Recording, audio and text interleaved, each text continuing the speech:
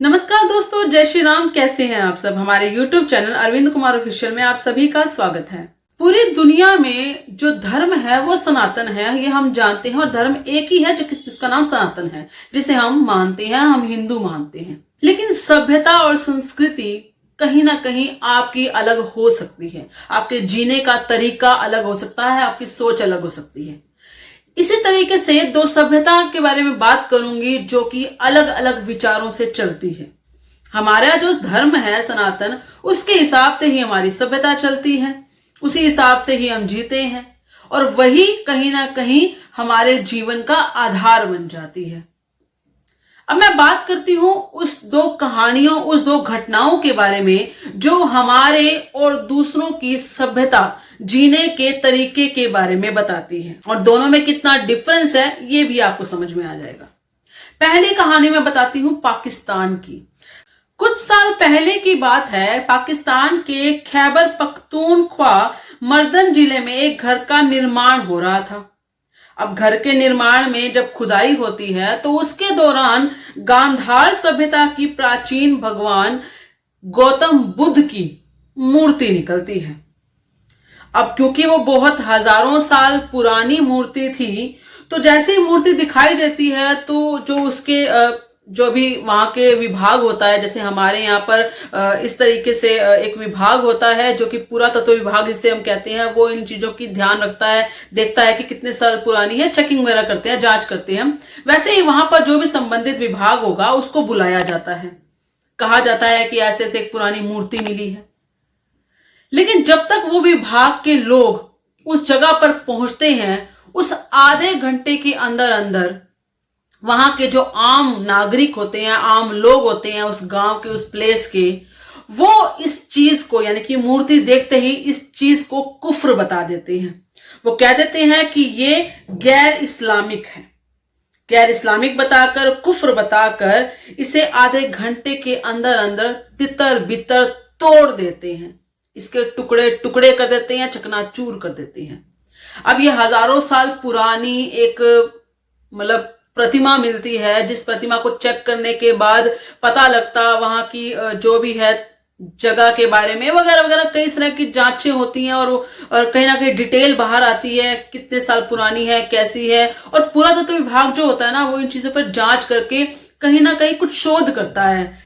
लेकिन कुछ सभ्यता ऐसी है जो इस शोध का तो बहुत दूर की बात है, उनके लिए तो धरती भी अभी तक चपटी लिखी हुई है उनकी किताबों के अंदर, तो वो तो शोध क्या ही करने देंगे।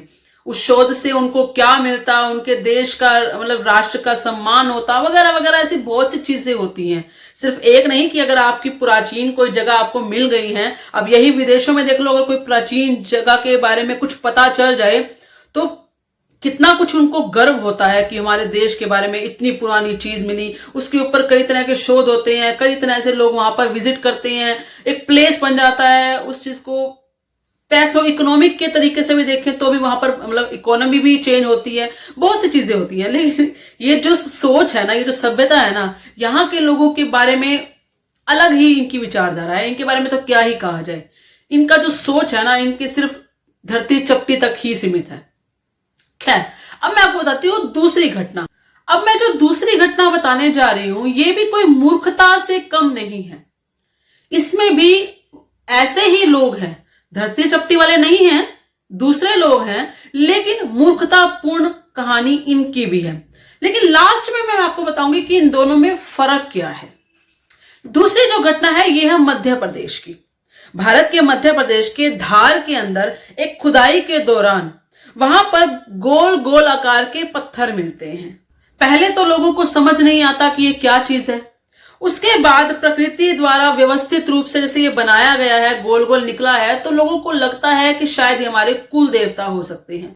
तो लोग इनको निकालते हैं, इनकी पूजा अर्चना करते हैं, मंदिर वगैरह स्थापित कर देते हैं, उनका नाम भी रख देते हैं। इसका नाम इन्होंने काकड़ भैरव के नाम से और एक अन्य भैरू के नाम से इसका नाम रख देते हैं, और इसकी पूजा अर्चना जिस तरीके से करते हैं वैसे करना शुरू कर देते हैं। उनको लगता है कि हमारे कुल देवता का कोई प्रतीक निकलता है। अब ये बात बाहर तक जाती है, लोगों तक पहुंचती है और कुछ संबंधित विभाग तक पहुंचती है। जब वहां वो आते हैं, वो चेक करते हैं, तो कहते हैं कि ये तो डायनासोर के अंडे का जीवाश्म है। इस बात पर गांव वाले अचंभित हो जाते हैं, क्योंकि शोध का विषय था और ये बहुत पुरानी जो भी है करोड़ों अरबों साल पुराना ये जो जीवाश्म मिला है, इस पर शोध तो होना ही था। तो जो भी संबंधित विभाग होता है वो उस जीवाश्म के जो भी मिलता है गोल तरीके से, जो भी अंडे का स्वरूप मिलता है, उसको उठाकर ले जाते हैं और उस पर शोध करना शुरू कर देते हैं। अब मैं आपको ये कहानी इसलिए बता रही थी क्योंकि मूर्खतापूर्ण तो ये भी है, मूर्खतापूर्ण वो पहली कहानी भी थी। वो जो पाकिस्तान में हुआ वो भी मूर्खतापूर्ण था, जो यहां हुआ मध्य प्रदेश के अंदर वो भी मूर्खतापूर्ण था। दोनों ही मूर्खतापूर्ण है। लेकिन फर्क क्या है दोनों के अंदर? फर्क ये है कि एक सभ्यता है जो किसी भी तरीके से संरक्षण करना जानती है, जो सिर्फ ये जानती है कि अगर कोई भी चीज निकली वो उसको कुछ भी समझे, भले उसको भगवान का स्वरूप समझे, भले उसको जानवर का स्वरूप समझे, भले कुछ भी समझे, लेकिन उनको संरक्षण करना आता है। अब ये जो मिला है करोड़ों वर्षों पुराना जीवाश्म, इस पर शोध होगा और पता लगेगा कि डायनासोर के समय का जो जीवाश्म मिला है कितना कुछ हो सकता है, इसके ऊपर कितना कुछ पता लगेगा और कितनी कुछ इसके ऊपर जानकारियां मिलेंगी। एक ये सभ्यता है जो संरक्षण करना जानती है और एक वो है जो सिर्फ और सिर्फ विनाश जानती है। वो सिर्फ अपनी किताबों के हिसाब से चलते हैं, एक ऐसे मूर्खतापूर्ण कार्य करते हैं जो सिर्फ तोड़ना जानते हैं, लूटना जानते हैं और खत्म करना जानते हैं। यदि वो उस चीज को बचाते तो शायद उस पर शोध होता और न जाने कितनी प्रकार की जानकारियां बाहर आती, लेकिन विनाश कर दिया गया, टुकड़े टुकड़े कर दिए गए। एक ये है जिन्होंने किसी भी तरीके से बचा कर रखा, संरक्षण किया, लेकिन इसके ऊपर शोध होगा, कितनी जानकारियां बाहर आएंगी। ये फर्क है दोनों चीजों के अंदर। इसीलिए मैं कह रही थी शुरुआत में कि सभ्यता कैसी भी हो, कहीं की भी हो, जीने का तरीका सभ्यता हो सकती है, लेकिन धर्म जो होता है वो सनातन होता है। और यही जो सभ्यता है ये सनातन धर्म की सभ्यता है, इसीलिए ये संरक्षण करना जानती है। आपका इस घटना के बारे में क्या विचार है? कृपया करके अपने विचार कमेंट में जरूर बताइएगा। इस वीडियो को लाइक और शेयर जरूर कीजिएगा।